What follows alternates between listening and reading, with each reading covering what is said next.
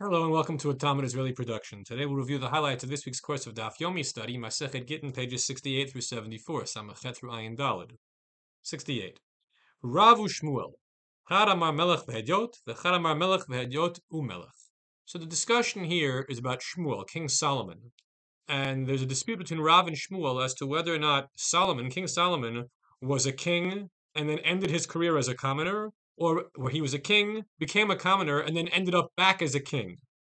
This all has to do with the idea, midrashic idea, that Shlomo HaMelech lost his kingship for some period of time and was deposed by demonic forces, by Shadim, and whether or not he ever fully recovered his throne. Now, it's clear that, of course, he did recover his throne. He died as a king. However, the dispute here is whether he recovered his full capacity as the smartest man on earth who could communicate and understand all creatures and was wise beyond compare.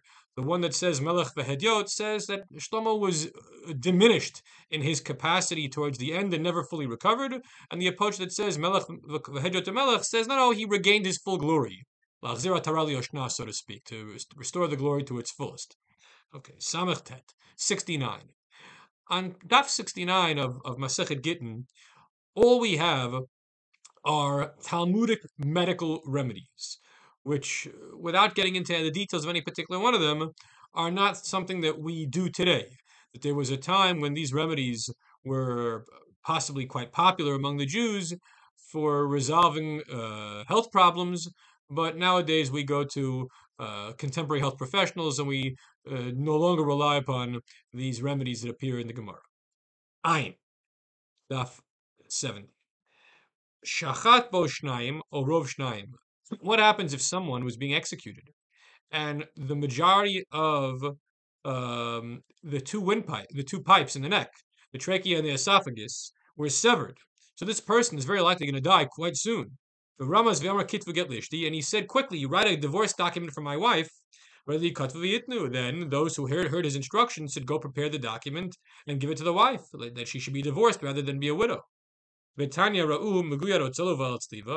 support for this is in a Braita, which says that if the guy is hanging from a gallows, and he hinted that he wanted his wife to receive a divorce document, then those who hear him should go ahead and prepare the divorce document. Ayin Aleph 71. Amrulo, they said to him, Nichtov get leishtecha, shall we write a divorce document for your wife? And he said to them, yeah, go ahead and write it. Amru, then they who heard him, who received the instruction from him, they said to the sofer to write the document, and to tell the witnesses to sign it. Even though the sofer went ahead and wrote it, the other witnesses went ahead and signed it, they gave the document back to the husband gave it to the wife. Nonetheless, this is an invalid get. Because it's never going to be valid unless the husband himself, the primary participant, says to the sofer to write it and to the witnesses to sign it. If there's an intermediary giving further instructions to other people who didn't hear it directly from the husband, that doesn't count. Okay. Ayin bet.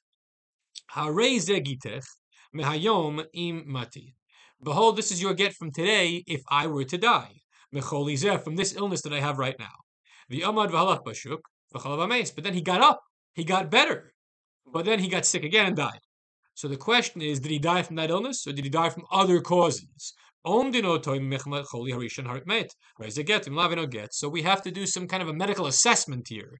If the doctors determine that he died from the illness that he had when he made that original statement, then the get is valid because the condition was fulfilled. However, if he did not die from that illness, but rather from some other cause as determined by the medical professionals, then the wife is not divorced. She's a widow because he didn't die from the illness that he said he was going to die from. The get is invalid.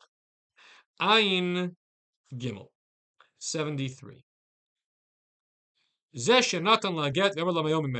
a man gives a woman a get and says, this a get for you from today if I were to die, so she should not be alone with him unless there are witnesses watching. In other words, not really alone.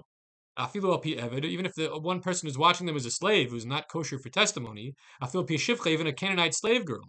Chutz mi shivcha, except for her slave girl, because she's familiar enough with her slave girl that she might be intimate with her husband even in the presence of the slave girl. So, mahi ba'otan yamim, what's the status of the woman during this intervening period when we're not sure, long run, whether she's going to be divorced or not? If he dies, she's already divorced, but he's not dead yet, so she might never get divorced. So what's the story? Is she married or not? Well, the Gemara says, Rabbi Yehuda she's fully married for all purposes, and if she were to commit adultery, it's a capital crime. Rabbi Yossi Megreshes and Megreshes, Rabbi Yossi says, no. She's not fully married. She's a little bit married, in the sense that we're not sure if she's married. So we can't punish anybody with a capital punishment if they commit adultery, nor can she go off into the yonder with anybody else. We have to play it safe on both ends. Ayin Dalad. Im Amar Harei Gitech, I'm not shetitni li'etz talito. What happens if a man says to a woman, I want to divorce you on condition that you give me back my cloak. It's a special coat. And he really liked that coat. But what happened was she lost the coat. So the question is, does he want to get paid for it, like compensated, reimbursement? Or does he want specifically that coat? It's taliti dafka ka'amala. So the Gemara says he specifically wants the coat. And if she can't produce it, the get is not a get, and she's still married. However, Rabban Shimon ben Gamliel Omer, titen lo adameh, it's enough for her to refund the cost of the coat, to pay him money for the value of the coat. She need not produce the physical coat in order for him to have it again. It's enough that he gets the cash. So this is an interesting question. It's hard to say categorically that that all men have the same attitude towards things. I want a specific item, or I want the value of that item if it can't be replaced. Well, certain things, even though it has a value, it's irreplaceable emotionally. So the halacha has to be resolved one way or the other, despite the fact that not every man would feel the same way in these instances. Everyone have a great week.